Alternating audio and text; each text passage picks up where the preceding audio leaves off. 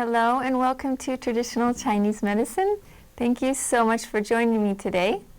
My name is Christina Kapothanasis. I'm a licensed acupuncturist here in the state of Hawaii, and I am board certified under the National Certification Commission for Acupuncture and Oriental Medicine. I also serve as Executive Director of the Hawaii Oriental Medicine and Acupuncture Association.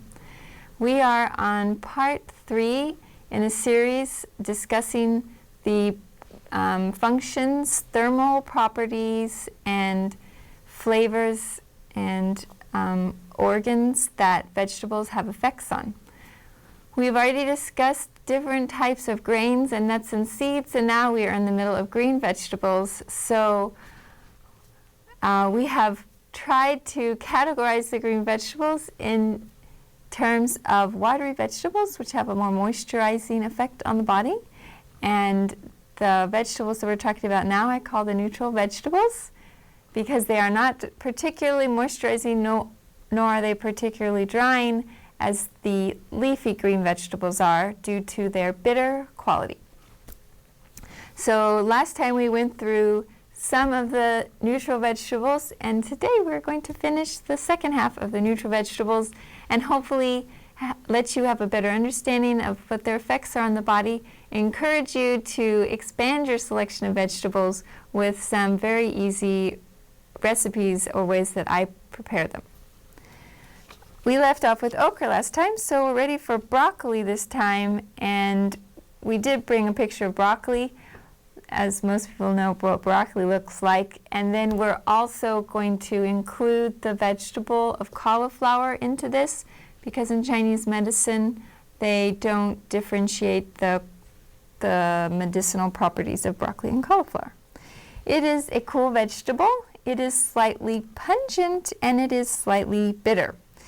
The main action of broccoli and cauliflower is the diuretic nature and helping to take out swelling in the body. It brightens the eyes for people who are suffering from redness in the eyes or eye pain, and it helps to clear the summer heat, which usually leaves people feeling a little bit unsettled, not calm, and or a pesky dryness in their throat that won't go away. I don't like people to drink orange juice, and I tell them that broccoli has more vitamin C than orange juice, so we don't have to worry about drinking our orange juice. For vitamin C, I had broccoli for breakfast today, and that will be in place of my vitamin C for the day. The only thing we have to worry about with broccoli is that it has been shown to possibly bring on goiters in people with thyroid conditions. So if you have a thyroid condition, maybe not eat so much broccoli, and kale actually falls into that category too. Broccoli and cauliflower, we prepare those definitely in a different way, even though the quality, the action on the body may be the same. For breakfast today, I really just prefer to steam the broccoli plain, and this morning I did a stir fry with ginger, macadamia nut oil, and basil, and a little bit of gluten-free tamari, which is shoyu or soy sauce made without wheat. This is one of the easiest and tastiest ways that I like to make broccoli because it has such a nice crunch and it's so bright green if you don't overcook it. We have made a vegan version of cream of broccoli, which was amazing, by steaming the broccoli, and then instead of having a cheese-based soup, we used cauliflower and steamed it and whipped it in the blender to make a smooth paste. And we made, for the creamy sauce on the top, a cashew lemon cream sauce that we stirred in, and it was amazing. I also prepared cauliflower mashed potatoes for our Thanksgiving meal, and other times when people come over as a dinner guest, I always surprise them. I'm like, here, have some mashed potatoes. Guess what it's made out of? Because I never would have believed how similar it can taste and how much lower in carbs and or sugar it can be for the body, and you can avoid the nightshade family of the white potato. So you'll get a lower spike in your sugar and less carbohydrates, great for people with weight loss, and you'll still get that creamy comfort food of mashed potatoes. All you have to do is steam the cauliflower until it's nice and tender and put it in your blender or food processor with a little unsweetened almond milk is what we use, but you could use any nut milk that you like, cashew milk or flaxseed, whatever flavor fits best, and we put a little olive oil and salt and pepper. So it was exactly like mashed potatoes. I was so impressed. The next vegetable is bell peppers. So we have a picture of bell peppers today in the red color, and I'm sure you know they come in red, green, orange, and yellow. I usually don't eat the green ones, but I choose the red ones because they are higher in nutritional value. In the Chinese nutrition, though, they will say that bell peppers, even the sweet bell peppers, are classified as a little bit pungent and warm. Because when I was in China and you had a green bell pepper, it was more like an oversized spicy chili pepper. So I think that the Chinese nutrition on the bell peppers is not exactly the same as our bell peppers here in the United States, which are much more neutral in the heat action on the body. But it also says that they go into the heart and the spleen. It's going to help stop pain, and it's going to increase the appetite, which a spicy pepper would do. It's going to help digestion and to help with elevated triglycerides or different cholesterol in the body. It's good for people with different kinds of eye conditions and different stomach inflammatory conditions or skin conditions. So the bell peppers here may be a little bit cooler than the Chinese textbook version of bell peppers in China. I know that some people have an aversion to the bell pepper because it has a bit of a stronger flavor, and others can just take them right out of the bag and eat them. So what I usually do, and I prepare this for appetizers for people, especially at meetings when I try to sneak in as many vegetables in them as I can while they're around me, I will cut the red bell pepper up into 6 slices, and I will put some almond butter on the inside of it and put mint leaves all across it. And it tastes like a dessert. People always ask me, what are you eating? Are you eating apples? I say, no, I'm eating bell peppers. And I always offer it to them. So it's a really quick, easy snack, and it tastes delicious, but if you don't have the mint leaves, it will not be the same. So I hope that you enjoy that too. Avocado, I consider it more of a vegetable than a fruit, but whatever your pick may be is fine.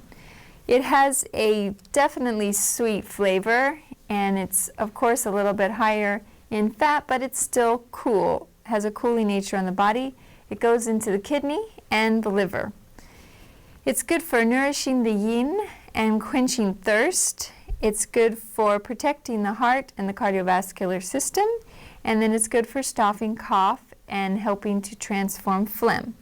So this will be, since it goes into the liver, it's excellent for people suffering from chronic liver conditions.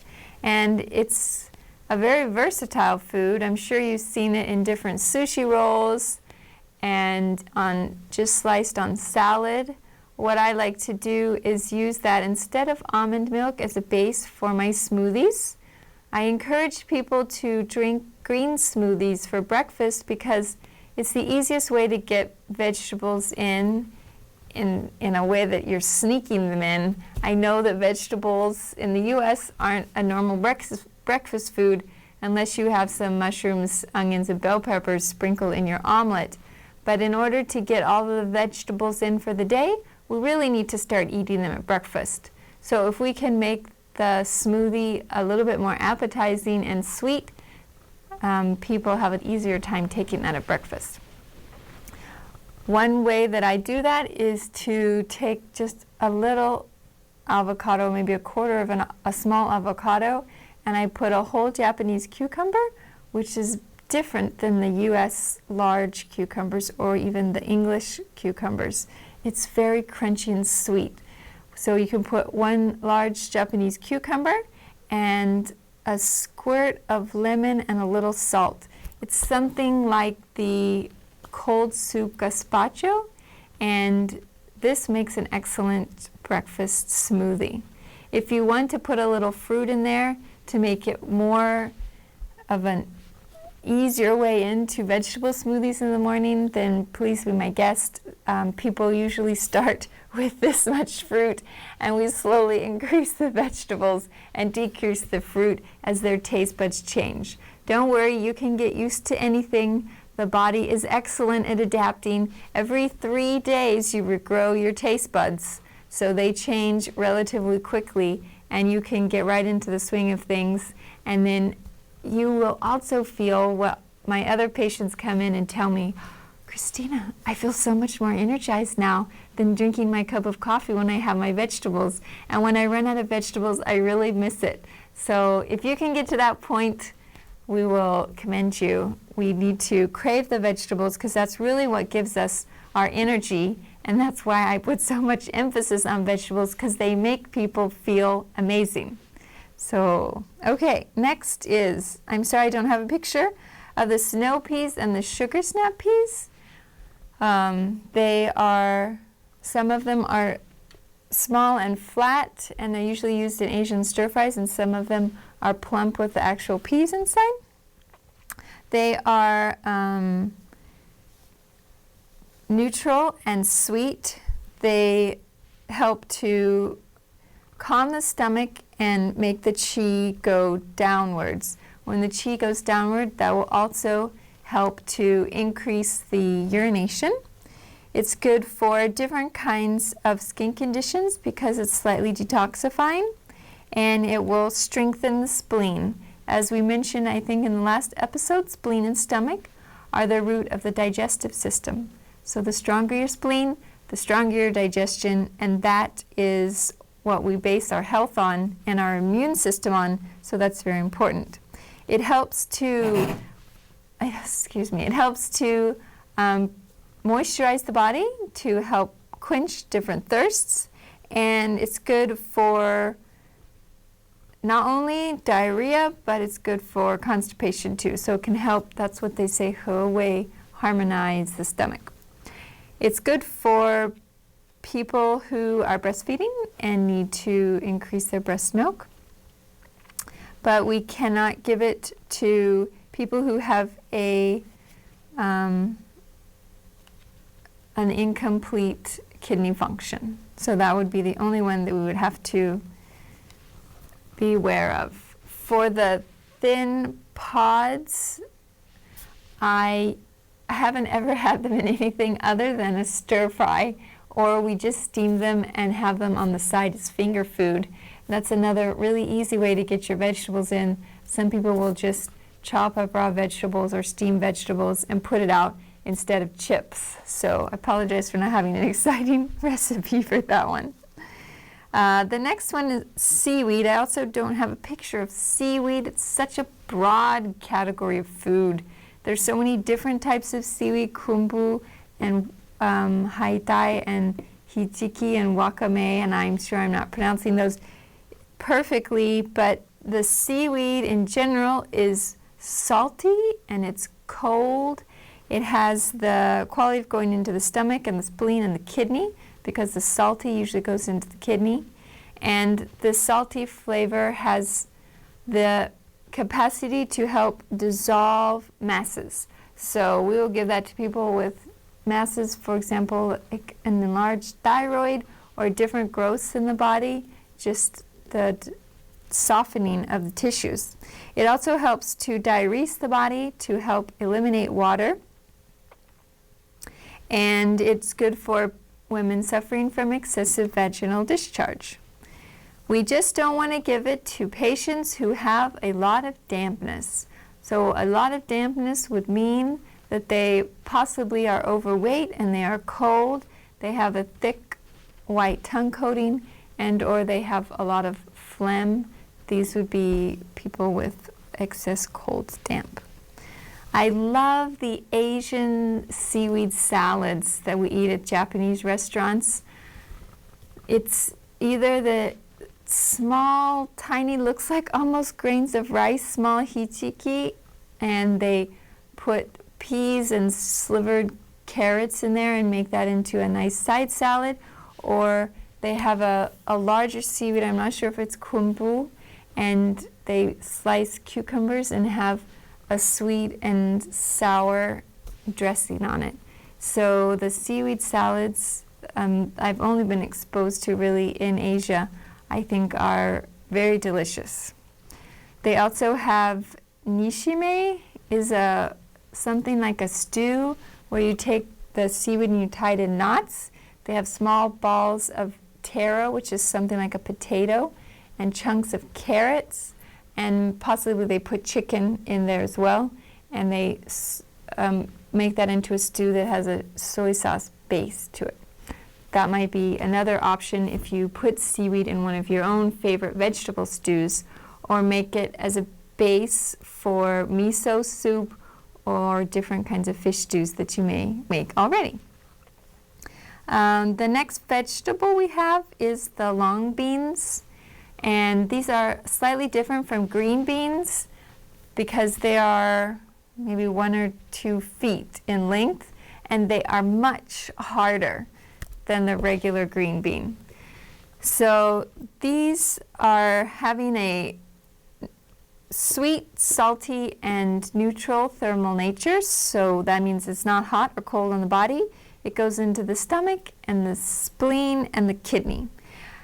This will help to strengthen the spleen, which means strengthening the digestive system. And when you strengthen the spleen is responsible for taking care of the dampness, which is inflammation in your digestive system. So it will help to take out the dampness. It will help to build up the kidney. And when you build up the kidney, one effect of that is to help hold things better in the body. They say 摄精. So, for example, people who are having frequent urination, or they're having long extended urination that's almost clear, has no yellow tint to it. And then also women who have vaginal discharge. This is a specific type of vaginal discharge because it's coming out almost like water. So this is a kidney deficient type of vaginal discharge, whereas the spleen deficient vaginal discharge will be thicker and stickier. So we can focus on that. It's good for building jing sui. Jing is essence, so kidney essence is something in the body that is the root of keeping us alive, basically. So there's yin and there's yang, and there's different parts of yin and yang on scale. For example, qi is included in the yang, and then yin is encompassing the blood and fluids in the body, and the jing is a different type of element that is just the pilot light that keeps us going. So keeping this strong is very important for keeping our eternal youth. And the sui is the bone marrow. So that is one of the parts of the body that the kidney is controlling. It also controls the ears, just like the bones, whereas, for example, the spleen may control the muscle and the liver controls the tendons. Okay, the kidney controls the bone marrow. So it will be helpful for building that. It's good for those with diabetes.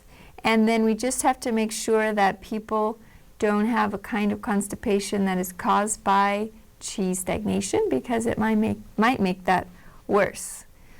I have usually seen the long beans in China chopped up in tiny, tiny, tiny little segments, and then they make it as sort of a relish that you have with the food. It definitely has a much stronger taste than a green bean, but it's definitely worth looking into and adding to your collection. The next vegetable is heart of palm, and I have only had this on salad bars, but it is so delicious. I have never seen it fresh.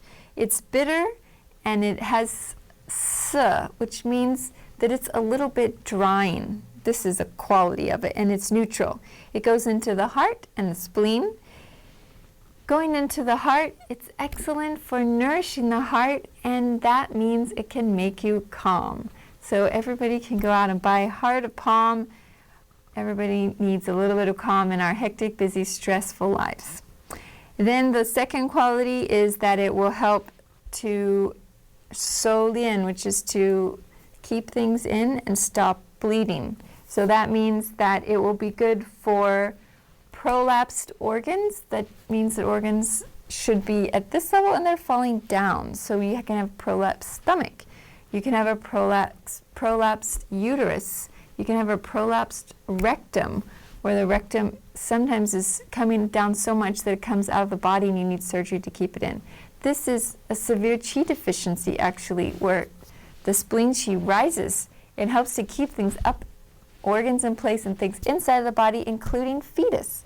So all of the fertility women that I treat, we're always focusing on their spleen pulse right here, because we need to make sure that once we get them pregnant, we can maintain the pregnancy through giving birth. It's good for also dizziness and heart palpitations because of the nourishing of the heart. So the dizziness would be with the weakness of the heart. And I think that the flavor of it just plain is so delicious, and I haven't experimented with cooking it, so I'm sorry I don't have a delicious recipe to share with you, but heart of palm is an excellent addition to any salad. It's so sweet and delicious all by itself.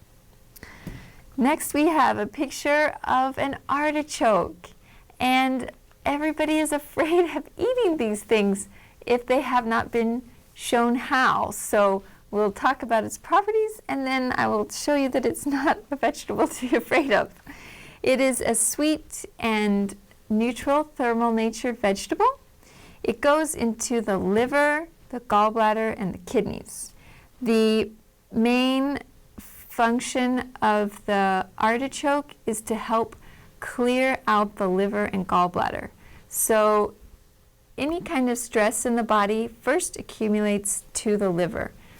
As I've mentioned several times before, the liver is like a little kid that likes to run free and have no constraints, but when we sit down and force ourselves to work hours upon hours, days after day, with not enough fun, the liver starts to get stagnant.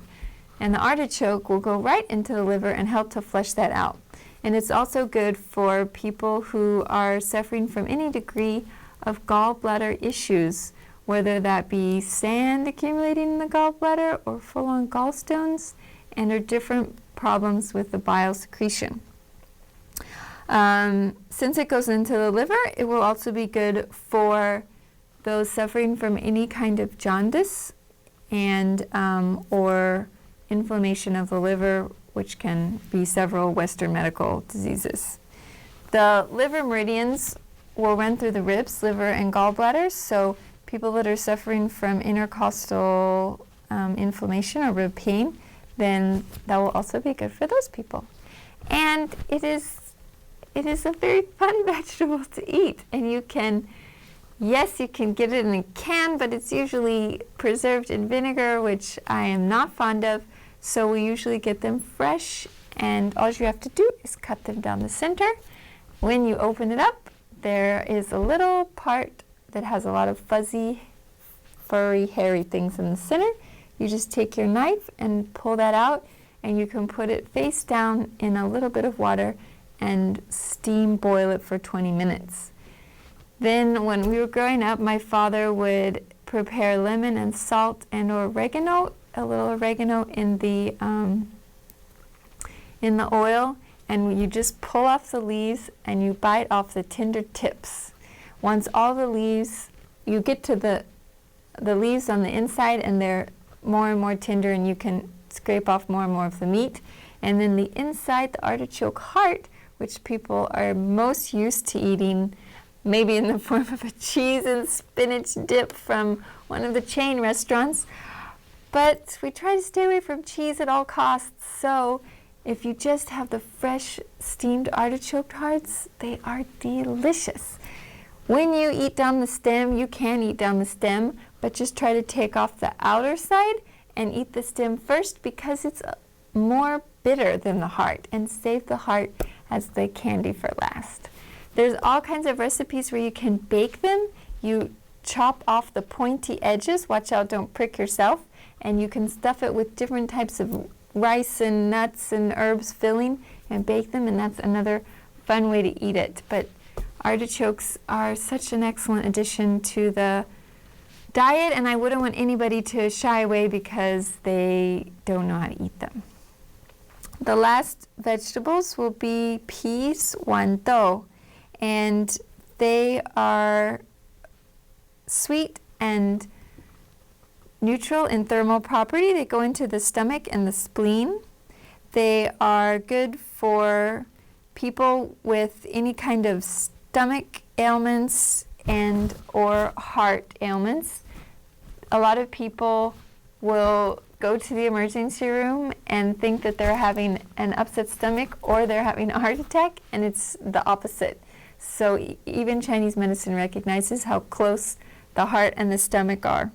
It's good for people with diarrhea and hiccuping or vomiting, anything that's having the qi come up, because they will go down. Peas are a little bit higher on the glycemic index than, for example, a cucumber, so we just try not to eat peas as our main vegetable, but they are so versatile. I'm sure that you've had frozen peas and carrots like I did when I was growing up. You've had them in soups, you've had them in fried rice. What we like to do is a simple fresh pea soup, and we put some fresh rosemary and other herbs and spices in it, and that is so delicious. It's really like eating dessert. When you can get to the point where you say that the vegetables are as sweet as eating dessert and you miss them, then we will be completely proud of you. If you have any questions, you can always give us a call or email us. And until next time, mahalo!